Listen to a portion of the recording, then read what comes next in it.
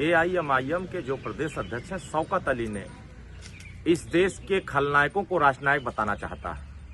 उस वाहियात को, इस देश के राष्ट्रनायकों के इतिहास के बारे में कुछ पता ही नहीं और ये चर्चा में आने के लिए, अपनी राजनीति चमकाने के लिए इस देश के राष्ट्रनायकों का हमेशा से अपमान जैसी बातें करता है। इसको पता अगर इतिहास के बारे में होता तो यह महमूद गजनवी के जो 17 बार आक्रमण हुआ भारत पर, वो किसके लिए किया था? इस देश के मंदिरों को लूटने के लिए, इस देश के किले खंडहर को तोड़ने के लिए, इस देश की सनातन परंपरा को खत्म करने के लिए। और जब इस भारत की राजनीति में जब से देश के प्रधानमंत्री आदरणीय मोदी जी, प्रदेश के मुख्यमंत्री आदरणीय योगी आदित्यनाथ जी और माननीय ओम प्रकाश राजभर जी इस देश के राष्ट्रनायकों की पहचान पूरे हिंदुस्तान में कराना शुरू कर दिया, तो ये खलनायकों को, जो खलनायकों को अपना आदर्श मानते हैं, इन लोगों के पेट में दर्द होने लगा।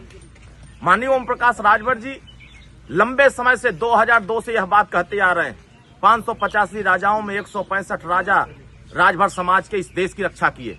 हम इस देश की संस्कृति की रक्षा किए, इस देश की राष्ट्र की रक्षा किए, इस देश के विरासत को जिंदा किए। इस देश में हमने अपने राष्ट्रनायकों की पहचान कराया। आज पूरे हिंदुस्तान के लोग महाराजा सुहेलदेव राजभर को जानने लगे।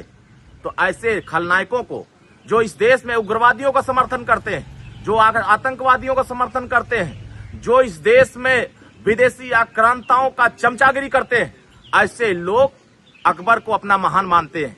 ये ऐसे लोग जो विदेशी आक्रांता भारत के लूटने वाले थे, ये लुटेरों को ये अपना आदर्श मानने वाले लोग, ऐसे लोग इस देश में नफरत फैलाना चाहते हैं और हम राष्ट्रनायकों की पहचान कराना चाहते हैं। राष्ट्रनायकों की पहचान कराने से ऐसे वाहियात लोग कभी रोक नहीं सकते हैं। ऐसे लोगों पर कठोर कार्रवाई होनी चाहिए ताकि इस देश में सनातन संस्कृति में, सनातन परंपरा में, जो हमारे इस देश के राष्ट्रनायकों ने हमारे मंदिरों को सुरक्षित रखा, हमारे इस देश के किले खंडहर को सुरक्षित रखा, इस देश के करोड़ों लोगों को जो सुरक्षित करके रखा, आज जो चैन से इस भारत में बोल रहे हैं, जो किसी के ऊपर कुछ बोल देना, किसी मस्जिद पर बोल के दिखावे तो पता चल जाएगा। राष्ट्रनायकों पर बोलना आसान है, आप किसी धर्मगुरु जो मुस्लिम समुदाय के, उनके ऊपर बोल के देखिए, आपके बाल इखाड़ दिया जाएगा। इसलिए ऐसे राष्ट्रनायकों का सम्मान करना सीखिए और खलनायकों को हमेशा खलनायक कहा जाएगा, आतंकवादियों को आतंकवादी कहा जाएगा, उग्रवादियों को उग्रवादी कहा जाएगा,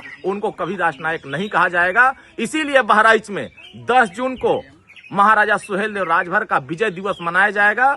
अब मजार पर मेला नहीं लगाया जाएगा, अब महाराजा सुहेलदेव राजभर के भव्य मूर्ति पर मेला लगा करके इस देश के राष्ट्रनायकों की पहचान पूरे देश में कराई जाएगी।